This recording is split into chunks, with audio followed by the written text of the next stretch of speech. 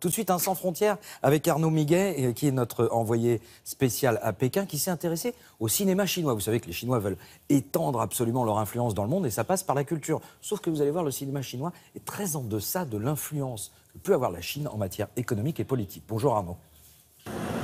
C'est vrai, bonjour. Aucun film chinois en sélection au Festival de Cannes, vous l'aurez noté, aux grandes dames des autorités. Pourtant, le cinéma chinois est en train de se développer considérablement. Peut-être devrait-on dire les cinémas chinois, car il y a un cinéma hongkongais, taïwanais et un cinéma pour la Chine continentale. Mais aujourd'hui, c'est le deuxième pays au monde, après les États-Unis, dans la production de films, 700 films par an.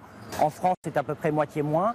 Et puis en nombre de salles, c'est le pays qui a le plus de nombre de salles. C'est vrai que les Chinois sont nombreux, 1,3 milliard, et de plus en plus nombreux à fréquenter les salles obscures. La Chine part à la conquête du monde, ça veut dire que les Chinois achètent de plus en plus les studios de Hollywood.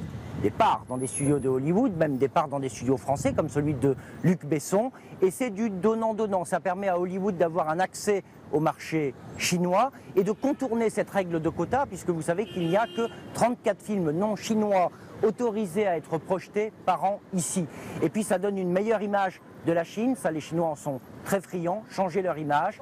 Prenez par exemple Matt Damon, seul sur Mars, à la fin il est sauvé par une fusée chinoise.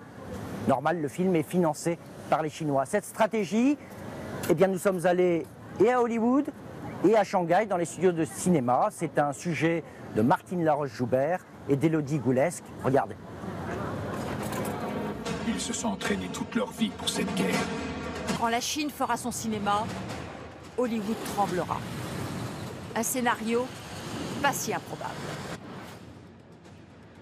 La Grande Muraille. J'ai pris les armes par cupidité. Tournage et metteur en scène chinois, avec une star d'Hollywood, budget colossal, 150 millions de dollars. Los Angeles, Robert Lundberg est responsable de la société China Lion, propriétaire de studios à Hollywood.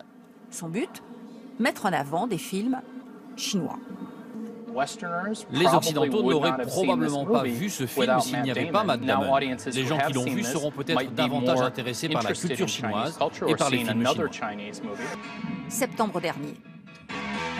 Ce milliardaire chinois, proche du pouvoir de Pékin, ne mâche pas ses mots devant les producteurs d'Hollywood. Si vous voulez gagner de l'argent dans le marché chinois, il faut gagner son public. Vous devez faire des efforts. Le moyen le plus simple, c'est d'ajouter des éléments chinois dans vos grands films d'Hollywood. Ça commence par des tournages en Chine.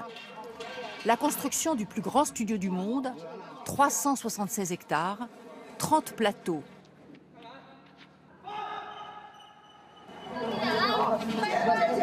C'est de ces studios de cinéma que la Chine lance sa nouvelle production à la conquête d'Hollywood. En sous-titre, cela s'appelle Soft Power, une prise de pouvoir tout en douceur. Sur ce tournage, dans le Shanghai des années 20, les changements de décor s'enchaînent rapidement. Assistants, techniciens et figurants se pressent. Mao Weining, le réalisateur, apprécie. La main-d'œuvre chinoise ne coûte pas cher.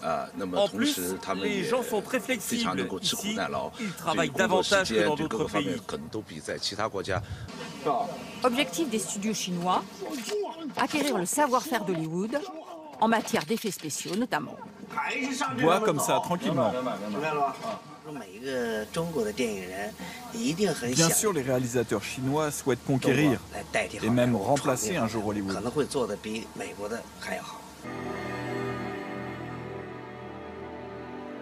La Chine veut changer son image, élargir son influence, exporter ses idées et ses valeurs.